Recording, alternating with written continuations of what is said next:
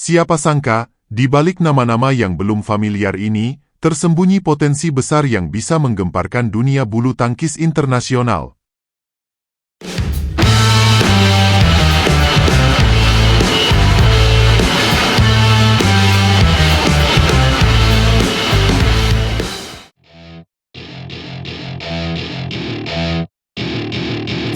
Pernahkah Anda membayangkan masa depan bulu tangkis Indonesia?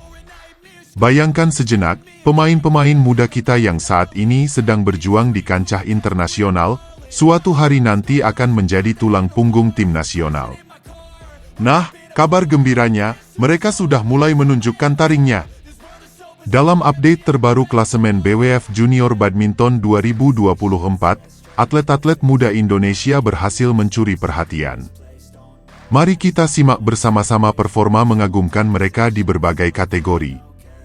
Kita mulai dari tunggal putra. Zaki Ubaidillah, nama yang mungkin belum terlalu familiar di telinga Anda, tapi tunggu saja.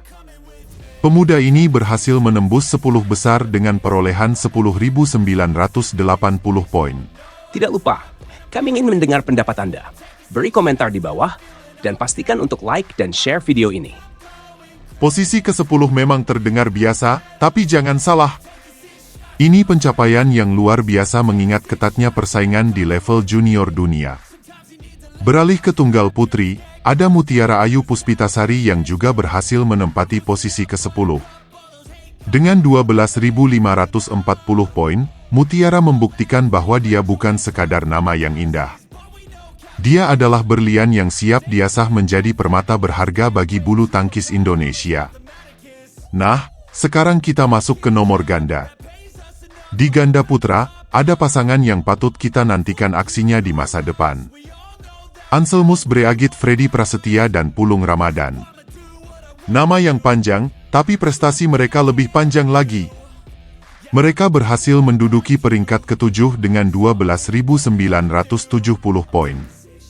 Bayangkan, di usia yang masih sangat muda, mereka sudah bisa bersaing di level top dunia. Tidak mau kalah, ganda putri kita juga menunjukkan tajinya. Bernadine Anindya Wardana dan Rinjani Kwinaranastine berhasil menempati posisi ke-7 dan ke-9.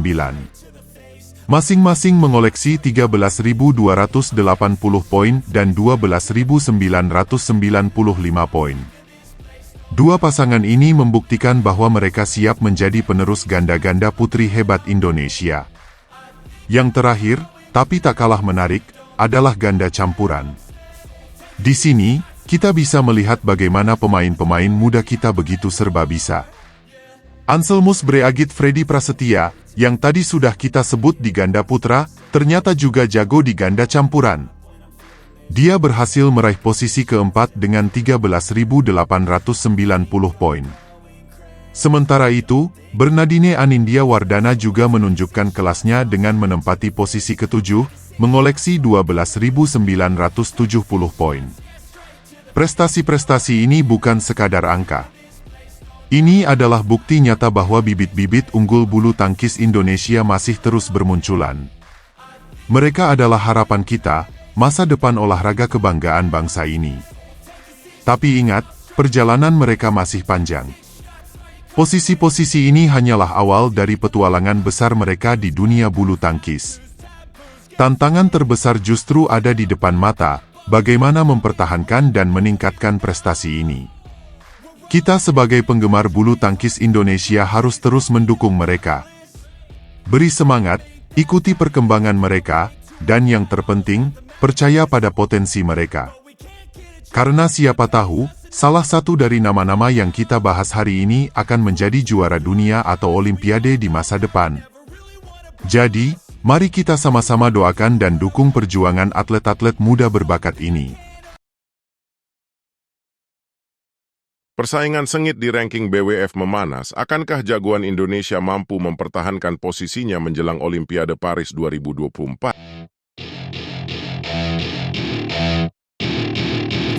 Halo para pecinta bulu tangkis, kali ini kita akan membahas perkembangan terbaru dalam dunia ranking BWF setelah berakhirnya Canada Open 2024.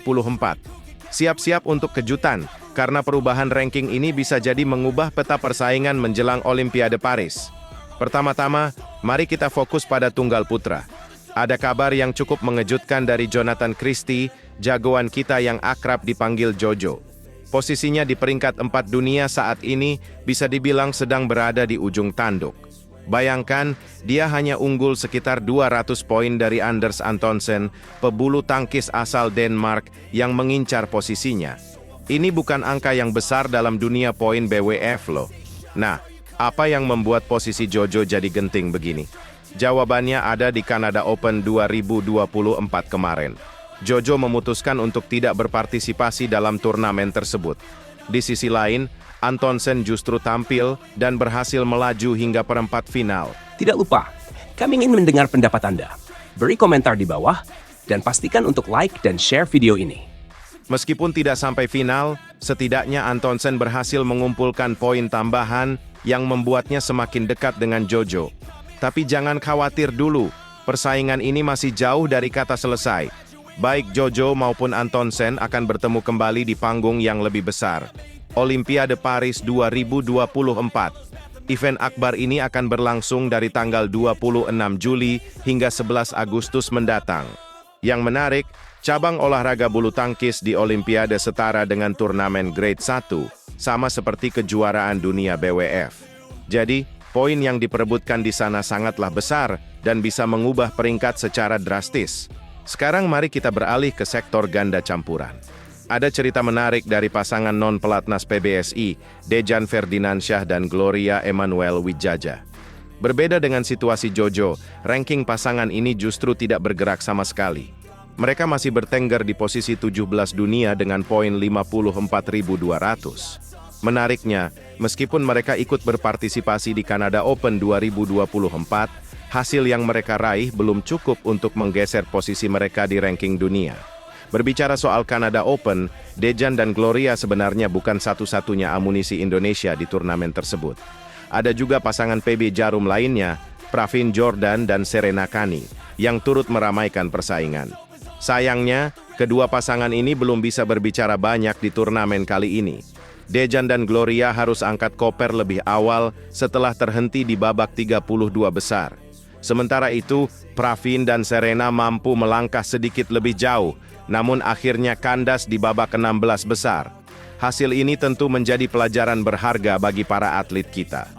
Mereka harus terus berlatih keras dan meningkatkan performa mereka jika ingin naik peringkat dan bersaing di level tertinggi. Apalagi dengan Olimpiade Paris yang semakin dekat, setiap turnamen dan setiap poin menjadi sangat krusial. Jadi, apa yang bisa kita simpulkan dari update ranking BWF ini?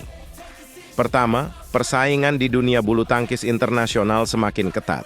Kedua, konsistensi dan partisipasi di berbagai turnamen menjadi kunci untuk mempertahankan atau bahkan meningkatkan peringkat. Dan yang terakhir, Olimpiade Paris 2024 akan menjadi momen penting yang bisa mengubah peta persaingan secara signifikan. Bagaimana menurut kalian? Apakah Jojo akan mampu mempertahankan posisinya? Atau akankah Antonsen berhasil menyalipnya? Dan bagaimana dengan nasib ganda campuran kita? Apakah mereka akan mampu merangkak naik di ranking dunia? Mari kita tunggu perkembangannya dan terus dukung atlet-atlet Indonesia di kancah internasional. Jangan lupa untuk subscribe channel ini agar selalu update dengan berita terbaru seputar bulu tangkis. Sampai jumpa di video berikutnya.